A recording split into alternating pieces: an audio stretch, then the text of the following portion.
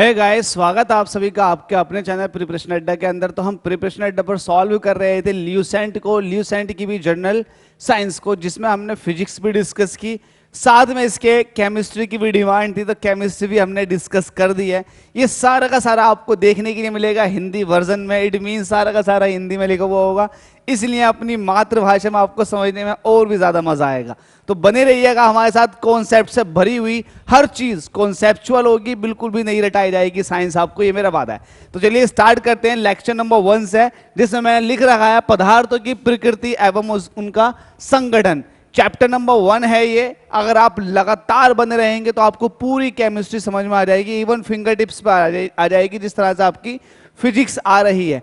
तो चलिए स्टार्ट करते हैं चैप्टर नंबर 1 का लेक्चर नंबर 1, जिसमें पहला क्वेश्चन हमसे कह रहा है। देखिएगा, जैसे कि मैं आपको बताता हूं कि हम यहां पर सिर्फ एमसीक्यू सॉल्व नहीं कर रहे हैं, हम इनके पीछे की साइंस को सर्च कर रहे हैं, अंडरस्टैंड कर रहे हैं कि क्या है इसके पीछे की साइंस, क्या है इसके पीछे लॉजिक। तो इसमें भी हम लॉजिक के पीछे ही भागेंगे। पहला क्वेश्चन हमसे कह रहा है, एक ही प्रकार का परमाणु निम्न में से किसमें मिलता है।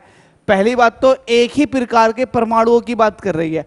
अगर आपने तत्व की परिभाषा पढ़ी हो तो तत्व क्या होते हैं मैं बता देता हूं। एक ही प्रकार के परमाणुओं, क्या कहा मैंने, एक ही प्रकार के परमाणुओं से बने पदार्थ को, एक ही तरह के परमाणुओं से बने पदार्थ को तत्व कहते हैं। तत्व कहते हैं। जैसे कि आप बोलते हो हाइड्रोजन तत्व, जैसे hydrogen, oxygen, nitrogen, sodium, iron. अब देखो, इसमें एक ही तरह के परमाणु उपस्थित होंगे, इसलिए आपने इनको क्या कहा, तत्व कहा। तो तत्व क्या होते हैं, एक ही तरह के परमाणुओं से मिलकर बनने वाले पदार्थ को तत्व कहते हैं। जैसे कि hydrogen, oxygen, nitrogen, sodium, iron, और बहुत सारे हो सकते हैं, आदि लिख दो इसके आगे, एटसेट्रा।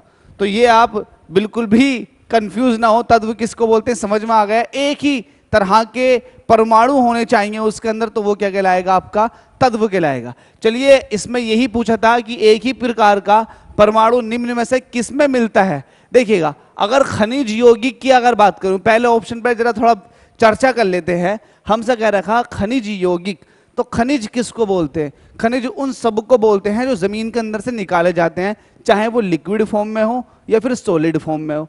और दूसरी बात ये वो है यौगिक को बोलते हैं हम कंपाउंड, और कंपाउंड 2 या 2 से अधिक तत्वों से मिलकर बनता है। तो ये तो बात गलत हो गई, हमसे तो एक ही प्रकार की बात कर रहा था, तो इसलिए ये ऑप्शन तो फिलहाल नहीं होगा, लेकिन लॉजिक तो इसके पीछे का जान गए। दूसरा हमसे कह रहा खनिज मिश्रण, ओ हो मिश्रण। अब मिश्रण के अंदर भी एक ही तरह का तत्व नहीं होगा, उसमें भी हजारों तरह के होंगे, क्योंकि उसका नाम ही मिश्रण है। तो ये भी आपका ऑप्शन यहां से गलत हो जाएगा। तो हमारा ऑप्शन सी जो होगा बिल्कुल ठीक हो जाएगा, प्राकृत तत्व। आई होप आपको ये क्वेश्चन तो समझ में आ गया, इसके पीछे का लॉजिक भी समझ में आ गया। अगले क्वेश्चन की बात कर लेते हैं। खुद से भी अटेम्प्ट करने की कोशिश किया करो, जाने करो कि क्या है इसके पीछे का लॉजिक, किस तरह से इसको सॉल्व किया जा सकता है। देखो, 2 या 2 से अधिक तत्वों के मात्रा के विचार से एक निश्चित अनुपात में, ध्यान दें, एक निश्चित अनुपात में कोई चीज बनेगी 2 या 2 से अधिक तत्वों को मिला करके। देखो, कह रहे हैं ना, वो उसके अनुपात में संयोग करने से बना पदार्थ क्या कहलाता है। आपने कंपाउंड के बारे में पढ़ा होगा, यौगिक के बारे में आपने पढ़ा होगा। यौगिक कहते किसको, जिसको हम बोलते हैं कंपाउंड। कंपाउंड वो होते हैं जिसके अंदर 2 या 2 से अधिक, इसके अंदर पॉइंट बनाकर लिख दूं, 2 या 2 से अधिक तत्व होते हैं। पहली बात तो इसमें 2 या 2 से अधिक तत्व होते हैं। दूसरा पॉइंट क्या है, उनमें एक निश्चित अनुपात होता है। दोनों बातें क्लियर हो गई। दोनों बातें क्या हो गई? जो हमारे पास कंपाउंड जिनको हम यौगिक कह रहे हैं, यौगिक कैसे बनते हैं? दो या दो से अधिक तत्वों को मिला करके, एक निश्चित अनुपात में मिला करके जो पदार्थ बनता है उसको बोलते हैं हम यौगिक, जैसे कि कंपाउंड। इसके बहुत सारे उदाहरण हैं, जैसे कि पानी। पानी का फॉर्मूला क्या है? H2O, carbon dioxide, NH3। अब देखो इसमें दो हाइड्रोजन है, एक ऑक्सीजन है, इसमें एक कार्बन है, दो ऑक्सीजन है, इसमें एक नाइट्रोजन है और तीन ही क्या है इसके अंदर? हाइड्रोजन। तो गाइस अगर आपसे मैं ये कहूं कि हिंदुस्तान के अंदर का पानी जो है उसको चेक कीजिएगा, उसमें कितने हाइड्रोजन है कितने ऑक्सीजन है, तो आप यही कहोगे कि दो हाइड्रोजन के आइटम है और एक ऑक्सीजन के आइटम है, तभी जाके मिलकर के बना है H2O। अब मैं ये कहूँगा जाइए विदेश और लेकर आइए वहाँ का पानी, उसमें चेक कीजिएगा कितने हाइड्रोजन के आइटम है और कितने ऑक्सीजन के आइटम, तो क्या उसमें चेंज होगा? क्या चेंज नहीं होगा। अगर वो वाटर मॉलिक्यूल है तो उसके अंदर भी दो हाइड्रोजन और एक ऑक्सीजन ही होगा। तो ये कहीं नहीं बदलते, ये फिक्स रहते हैं, इनका रेशो भी फिक्स रहता है। तो इस तरह के मॉलिक्यूल को बोलते हैं कंपाउंड, जिसको हम कहते हैं यौगिक। हमसे यही कह रहा, दो या दो से अधिक तत्वों के मात्रा के विचार से एक निश्चित अनुपात में संयोग करने से बना पदार्थ क्या कहलाता, उसको बोलते हैं यौगिक। अच्छा, इसमें तत्वों का आंसर क्यों नहीं हो सकता? क्योंकि भाई हम खुद तत्व मिला रहे हैं, तत्व मिलाकर के ही देखो है ना, तत्वों के मात्रा। भाई तत्व मिलाने से तत्व कहाँ बनेगा? कंपाउंड बनेगा। ये तो ऑप्शन गलत हो गया। मिश्रण, अच्छा मिश्रण क्यों नहीं कह सकते इसको? क्या ये मिक्सचर नहीं हो रहा है? दो या दो से अधिक अलग अलग आप एलिमेंट मिला रहे हो, तो इनको मिक्सचर क्यों नहीं कह रहे? मिक्सचर इसलिए नहीं बोल रहे क्योंकि मिक्सचर के अंदर कोई अनुपात नहीं होता, किसी भी क्वांटिटी में आप मिला दो। लेकिन अगर हम एक फिक्स रेशियो में मिलाएंगे तो वो हमारा क्या कहलाएगा? कंपाउंड। तो यहां से आपका ऑप्शन बिल्कुल बी सही हो जाएगा। नेक्स्ट क्वेश्चन की तरफ चलते हैं, जिसमें हमसे कह रहा है, कलर चेंज कर लो भैया, दो या दो से अधिक शुद्ध पदार्थों। ओ हो, अब यहां देखो ध्यान दें, शुद्ध पदार्थ है भैया जी, यहां पर क्या है? शुद्ध पदार्थ। अब आप पदार्थ मिला रहे हो, अब आप जो है तत्वों को नहीं मिला रहे, आपने पदार्थ मिलाए। दो या दो से अधिक शुद्ध पदार्थों को किसी भी अनुपात में, किसी भी अनुपात में, कोई अनुपात फिक्स नहीं है, किसी भी अनुपात में मिला देने से बनता है। क्या बनता है? अब देखो तत्व तो बनेगा नहीं, क्योंकि तत्वों को तो मिला रहे हैं, तत्वों से बने पदार्थों को मिला रहे हैं, तो तत्व तो बनेगा नहीं, एक मिश्रण बनेगा। गैस भी नहीं बनेगी क्योंकि गैसेस को नहीं मिला रहे। और यौगिक तो बन ही नहीं सकता। यौगिक क्यों नहीं बनेगा? क्योंकि यौगिक के लिए अनुपात का होना जरूरी है, लाजमी है, कंपलसरी है, इसलिए ये जो बनेगा वो बनेगा मिश्रण। अगला क्वेश्चन देख लेते हैं। अगला क्वेश्चन हमसे कह रहा है, ऐसे तत्व जिनमें धातु और अधातु दोनों के गुण पाए जाते हैं कहलाते हैं। अगर आपने पीरियोडिक टेबल याद कर रही हो, अगर याद नहीं भी है आपको पीरियोडिक टेबल, तो सारी ट्रिक है मैं आपकी फिंगर टिप्स पर रटवा दूंगा पीरियोडिक टेबल की। बहुत सिंपल है पीरियोडिक टेबल, वो आपको याद होनी चाहिए। अगर आपको केमिस्ट्री में बेताज बादशाह बनना है, केमिस्ट्री में हीरो बनना है, केमिस्ट्री में हर एक क्वेश्चन सही लगाना, तो उसके लिए फंडामेंटल मेरी नजरों में तो ये है कि आपसे पीरियोडिक टेबल आनी चाहिए। अगर आपसे पीरियोडिक टेबल आती है तो गाइस आपसे हजारों क्वेश्चनों के जवाब आते। तो पीरियोडिक टेबल का आपसे आना लाजमी है, ये समझ लो, पीरियोडिक टेबल आनी चाहिए। तो पीरियोडिक टेबल का एक छोटा सा ओवरव्यू दे देता हूं। यहां पर दो एस, ये पूरा का पूरा एस ब्लॉक है जिसके अंदर दो बिल्डिंग होती हैं। ये डी ब्लॉक है जिसके अंदर 10 कॉलम होते हैं। 1 2 3 4 5 6 7 8 9 10, देख लो कितने हो गए, 1 2 3 4 5 6 7 8 9 10। तो ये दो हो गए, 10 ये हो गए, ये डी ब्लॉक है और ये हमारा एस ब्लॉक है। एस ब्लॉक के अंदर 2 ग्रुप होते हैं जबकि डी में 10। और यहां पर अगर बात कर ली जाए पी ब्लॉक की, तो गाइस पी के अंदर जो होते हैं वो होते हैं 6। तो 1 2 3 4, 1 2 3 4 5 और एक ही है। ठीक है भाई, आई होप आपको ये बात समझ में आ गई ही होगी। अगर नहीं आई तो कोई दिक्कत नहीं, इतना समझ में अभी जरूरी भी नहीं है। लेकिन इसमें कुछ समझाने वाली चीजें हैं। समझाने वाली चीजें कैसी हैं बता देता हूं। एक्चुअल में हमसे कह रहा अधातु, ऐसे तत्व जिनमें धातु और अधातु दोनों के गुण पाए जाते हैं, दोनों के गुण पाए जाते हैं, धातु और अधातु के। अब देखिएगा, अगर एस ब्लॉक की बात करूं तो ये मेटल है, ये क्या है, सबके सब मेटल्स है। पीरियोडिक टेबल के अंदर अभी तक जितने भी एलिमेंट हमें पता लगे हैं सबसे ज्यादा उसमें मेटल ही है।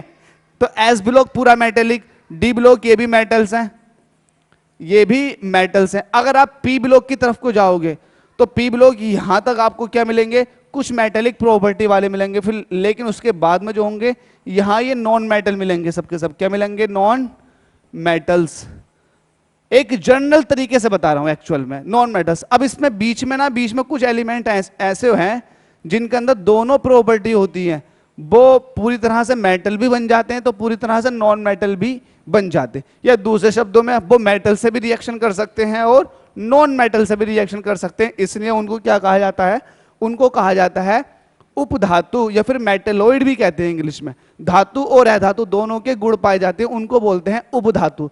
आंसर पे टिक करना मेरा मकसद नहीं है, मेरा मकसद है आपको कुछ आ जाना। आपसे थोड़ा बहुत तो यार साइंस आना चाहिए, जब इतना बड़े लेक्चर को देख रहे हो, समझ रहे हो, अपना डेटा भी खर्च कर रहे हो, तो आपसे कुछ तो आना चाहिए। तो कुछ आने के लिए वो ये है कि आपने पढ़ लिया इधर मेटल्स हैं इधर नॉन मेटल्स है, तो बीच में कुछ एलिमेंट ऐसे हैं जो दोनों की प्रॉपर्टी शो करते हैं, नॉन मेटल की भी और मेटल की भी, उनको कहा गया है मेटलॉइड्स, जिनको हम कहते हैं उपधातु। अब ये कौन कौन से हैं, ये इंपॉर्टेंट है, ये इससे भी ज्यादा इंपॉर्टेंट है कि वो है कौन कौन से। तो उसकी ट्रिक मेरे पास है। ट्रिक ये है, जैसे मैं याद करा दूं ट्रिक बिल्कुल वैसी याद कर लेना। बो सी जी, यार इसको मिटा देते हैं क्योंकि इसका भी इतना बड़ा रोल है नहीं, क्योंकि मैंने जो समझाना था वो समझा दिया, तो ट्रिक भी यही समझाई जाए तो ज्यादा मजा आएगा। जैसे मैं बता दूं बिल्कुल वैसे याद करना। बो सी जी आर एंटी टेलू पो, बो सी जी आर एंटी टेलुपो, बो सी जी आर एंटी टेलुपो, बो सी जी आर एंटी टेलुपो, ऐसे याद कर लो। बो सी जी आर एंटी टेलुपो, बो सी जी आर एंटी टेलुपो। एक गाना समझ के कैसे भी याद करो, आपको याद करना है। कहने की बात ये है, आपको याद करना है, चाहे मैं कितनी भी ट्रिक कितना भी नाच लूं आपके सामने, लेकिन याद आपको ही करना है। बो सी जी आर एंटी टेलुपो। अगर आपसे पूछे कि मेटलॉइड्स बताओ, उपधातु बताओ, तो ये हैं आपके सामने उपधातु। और इसी वीडियो के अंदर 2-3 क्वेश्चन और बनेंगे उपधातु के ऊपर, तो बता दे रहा हूं आपको याद होना चाहिए ये पूरा का पूरा। अच्छा ये है क्या, ये है बोरोन, ये क्या है बोरोन। दूसरा सिलिकॉन, नाम से पता लगा सी, तो ये है सिलिकॉन। जी मतलब जर्मेनियम, और आगे देखो बोरोन सिलिकॉन जर्मेनियम। एस मतलब आर्सेनिक, नाम बदल लिख दो यहां पर क्या हो जाएगा आर्सेनिक। और ये क्या है एंटीमनी, एंटी, और ये क्या हो जाएगा टेलुरियम, टेलुरियम, स्पेलिंग देख लेना एक बार। और ये है पोलोनियम, पोलोनियम। तो ये जो आपके सामने लिखे हुए हैं ये एक्चुअल में ये है मेटलॉइड। इतने मेटलॉइड हैं और इनको पर क्वेश्चन बनते रहते हैं पीरियोडिक टेबल के अंदर, बहुत सारे क्वेश्चन बनते, क्योंकि एक क्वेश्चन ये भी बन गया, ये तो सिंपल सा एक डेफिनेशन पे ही क्वेश्चन बन गया। अभी आप देखते चले जाओ, इसी वीडियो के अंदर आपको देखने के लिए मिलेगा, आपको नाम पूछेगा कि कौन सा है, तो आप देख लें। इसमें ये है boron silicon germanium arsenic antimony bismuth, antimony tellurium और पोलोनियम। बो सी जी आर एंटी टेलुपो, बो सी जी आर एंटी टेलुपो। देखो पेज नंबर 5 है ये, देखूंगा मैं इसमें कहां इस तरह का क्वेश्चन मिलेगा। निम्नलिखित में से कौन सा धातु होते हुए भी विद्युत का कुचालक है। ओ माय गॉड, एक्चुअल में बहुत इंपॉर्टेंट क्वेश्चन, और आपकी दिमाग की बत्ती जलाने के लिए ये क्वेश्चन इंपॉर्टेंट होना भी बहुत जरूरी है। क्यों, क्या आपने ये सुना है कभी कि मेटल्स भी विद्युत के कुचालक हो सकते हैं, जैसा कि क्वेश्चन में लिख रखा है। हमसे कह रखा है कि मेटल है लेकिन कंडक्टिविटी शो नहीं करता, इलेक्ट्रिसिटी शो नहीं करता, तो ऐसे कैसे हो सकता है। तो मैं आपको बता दूं, जितने भी मेटल्स होते हैं, पहली बात वो विद्युत के कुचालक नहीं होते। कोई भी मेटल ऐसा नहीं है जो विद्युत का कुचालक हो। लेकिन जब ये क्वेश्चन फ्रेम कर ही दिया है तो इसका जवाब है, इसका जवाब है कि हाँ एक कंडीशन ऐसी आती है जहां पर मेटल होते हुए भी, एक एलिमेंट ऐसा है मेटल होते हुए भी विद्युत का कुचालक बन जाता है। अब वो कैसे बन जाता है वो आपको बताता हूं। यहां पर देखो, अगर टिन की बात करोगे, टिन की बात करोगे तो ये मेटल है। कॉपर की बात करोगे तो ये भी मेटल है। अगर लेड की बात करोगे तो ये भी मेटल है। निकेल की बात करोगे तो ये भी मेटल है। लेकिन इसमें लेड, जिसको आप बोलते हो सीसा, लेड बैटरी जो होती हैं, आपने देखी होगी लेड बैटरी, सूखे बैटरी जो होते हैं घरों में इस्तेमाल होते हैं, जिनके अंदर H2SO4 डलता, sulphuric acid, H2SO4 sulphuric acid डलता।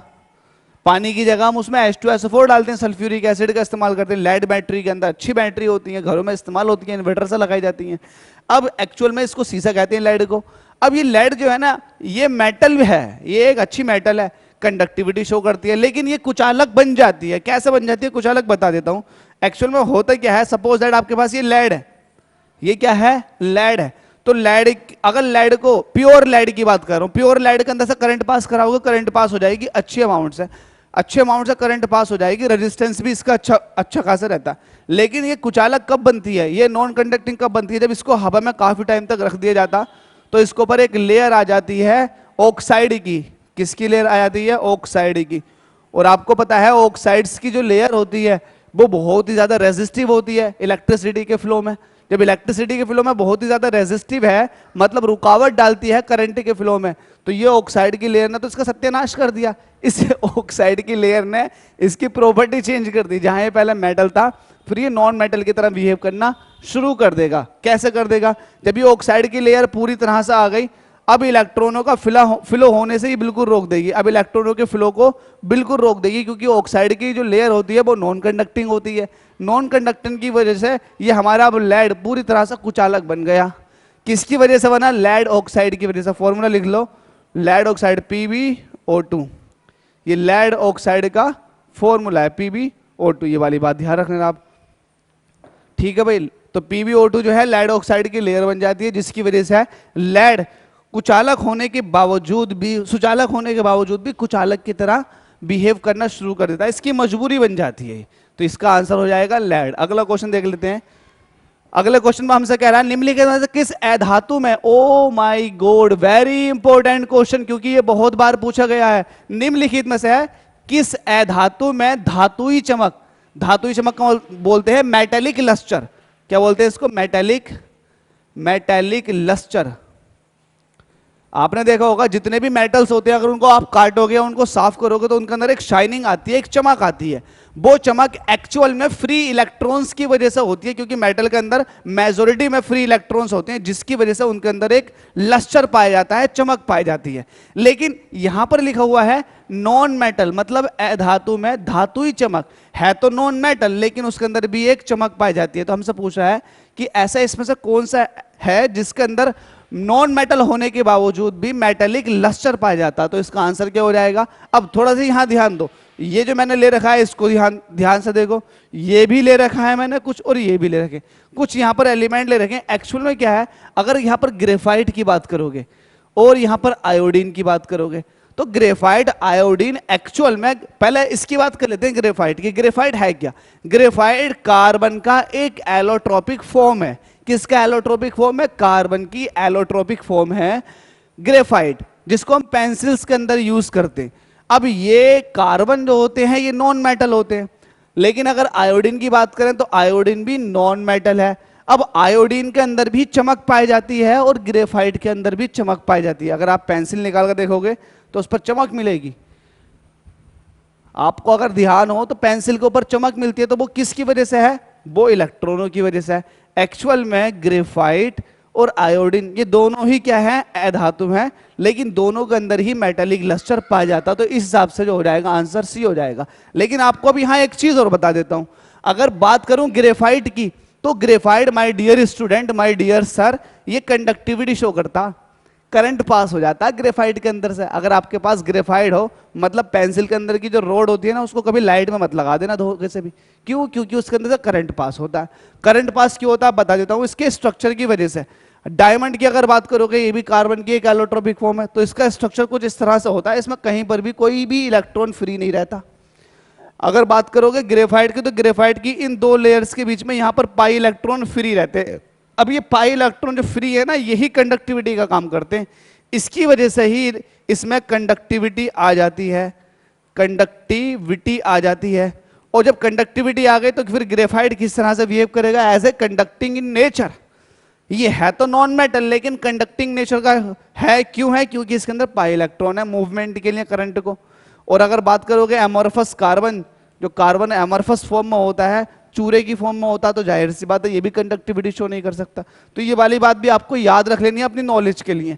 आयोडीन को भी देख लो, आयोडीन के अंदर चमक है, लेकिन ये क्या है, नॉन मेटल है। ये क्या है, नॉन मेटल है। तो इस हिसाब से जो हमारा आंसर हो गया वो हो गया दोनों में ही, मतलब ग्रेफाइट और आयोडीन में ही चमक पाई जाती है, और दोनों ही नॉन मेटल है। बट आयोडीन तो एक्सेप्शनली पाई इलेक्ट्रॉन की वजह से कंडक्टिविटी शो करने लगा, उसके पास वरना कहां थे इलेक्ट्रॉन फ्री जो करंट को कैरी करवाते।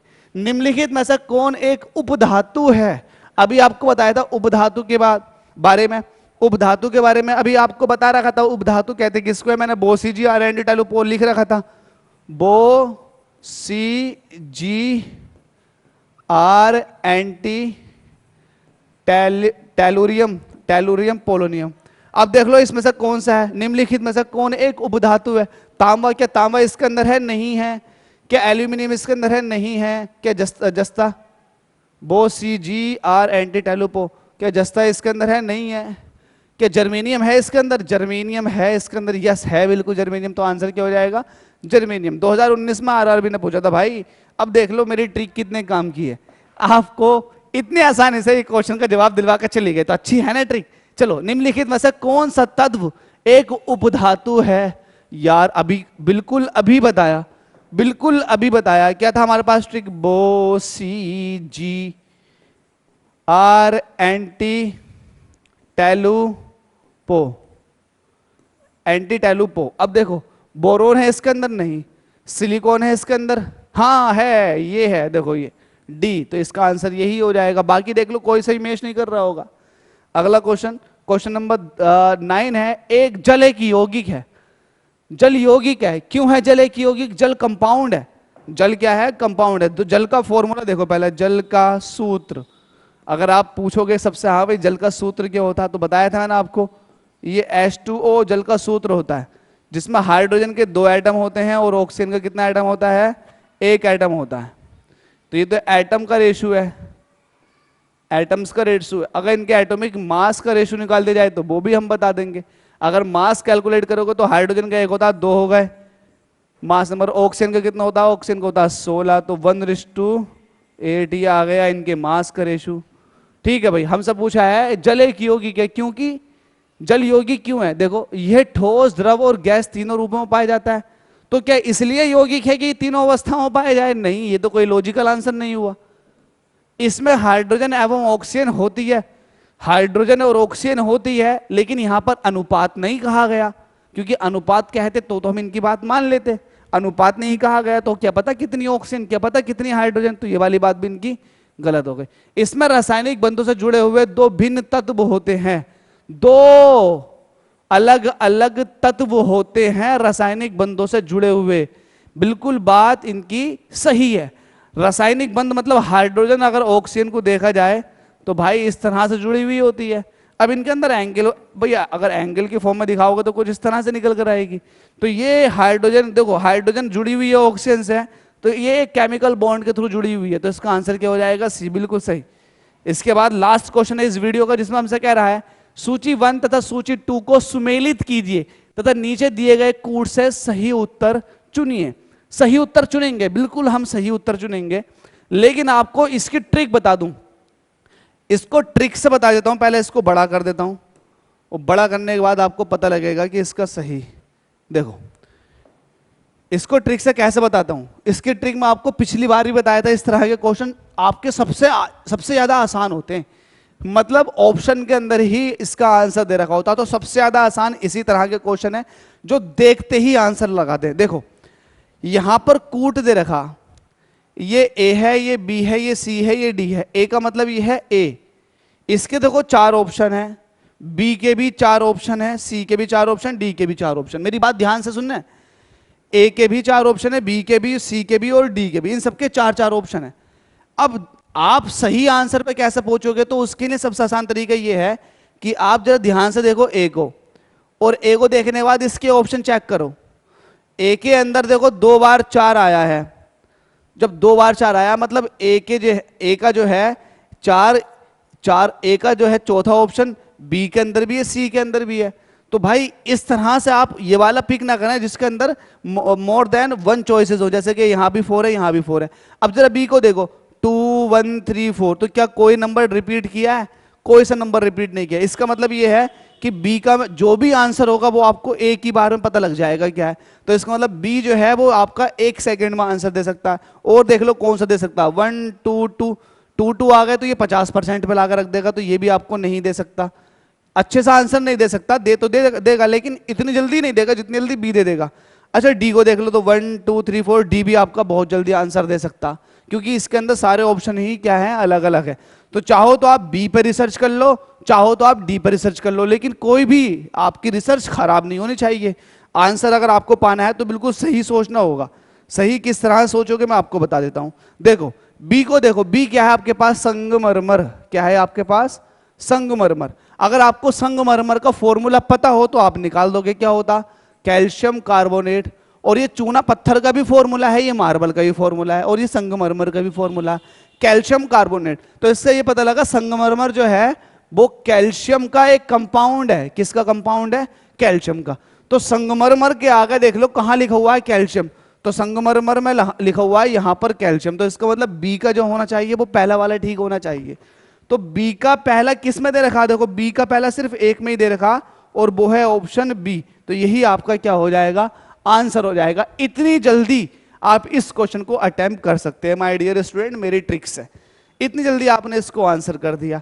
अब आप चाहें तो बाकी से भी चेक कर सकते हैं। देखो अगर रेत की बात करूं, रेत की बात करूं जिसको आप बोलते हो बालू, इसका फॉर्मूला होता है SiO2, सिलिकॉन डाइऑक्साइड। ये सिलिकॉन का कंपाउंड है। कहां गई सिलिकॉन, ये गई। अगर माणिक्य की बात करोगे तो माणिक्य हो गया, माणिक्य हो गया। और ही बहुत सारे आभूषण होते हैं जिसके अंदर आप जो है पत्थर इस्तेमाल करते हो, पत्थर इस्तेमाल करते हो, बहुत इंपॉर्टेंट। जैसे नीलम पत्थर हो गया, माणिक्य पत्थर हो गया। तो गाइस ये माणिक्य, नीलम, ये एल्यूमिनियम से बने हुए कंपाउंड होते हैं। ये एल्यूमिनियम Al2O3 एल्यूमिनियम ऑक्साइड का एक तरह से वैरायटी है माणिक्य, और एल्यूमिनियम ऑक्साइड की एक वैरायटी आपकी नीलम है। तो ये Al2O3, ये माणिक्य जो है किसका एलिमेंट, किसका कंपाउंड है, एल्यूमिनियम का। तो ये एल्यूमिनियम पे चला जाएगा। इसके बाद हीरा, हीरे के बारे में आपको बता ही चुका था मैं भी, इससे पहले वाली क्वेश्चन के अंदर मैंने हीरे के बारे में बताया था। हीरा क्या होता है, कार्बन का एक एलोट्रोपिक फॉर्म है। तो ये हीरा चला जाएगा कार्बन पे। अब आप इससे भी मैच कर सकते हैं, लेकिन भाई जब मेरा संगमरमर से ही आंसर ठीक हो गया तो मैं क्यों चक्कर में पढ़ूंगा, नहीं पढ़ूंगा। अगर मैं कंपटीशन में बैठा हुआ हूं तो मैं चक्कर में नहीं पढ़ूंगा, मैं तो जल्दी से निकल जाऊंगा अगर खुशी के साथ डांस करता हुआ कि मेरा आंसर सही लग गया। तो इस तरह से आपको हर क्वेश्चन को ट्रिकी वे में कैसे सोल्व कराते हैं ये बताया जाएगा, और क्वेश्चन की डीप में जाकर के आपको स्टडी कराई जाएगी। इसलिए हमारे लेक्चर्स आपके लिए बेहद इंपॉर्टेंट है, एक भी लेक्चर मिस ना करें। ल्यूसेंट का केमिस्ट्री का लेक्चर नंबर 1 है, चैप्टर नंबर 1 है, उसके एमसीक्यू हमने 10 सॉल्व कर लिए। इस चैप्टर के अंदर सिर्फ 30 ही एमसीक्यू हैं, जिसमें हम 10 ऑलरेडी सॉल्व कर चुके हैं। और अगले दो वीडियो और बनेंगे 10-10 क्वेश्चन के, उनको भी आप जरूर देखें।